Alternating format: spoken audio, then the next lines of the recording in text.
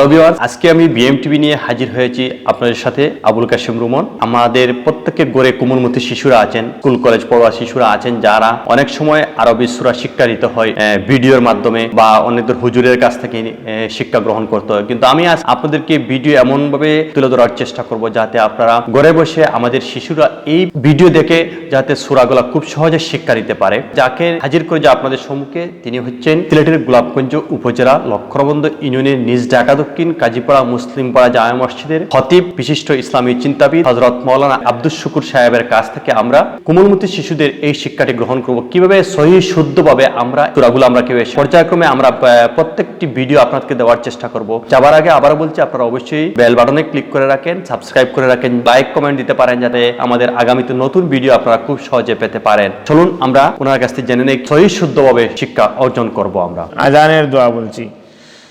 اللهم رب هذه الدعوة التامة والصلاة القائمة اللهم رب هذه الدعوة التامة والصلاة القائمة آت محمدا الوسيلة والفضيلة والدرجة الرفيعة وابعثه مقاما محمودا الذي وعدته وارزقنا شفاعته يوم القيامة إنك لا تخلف الميعاد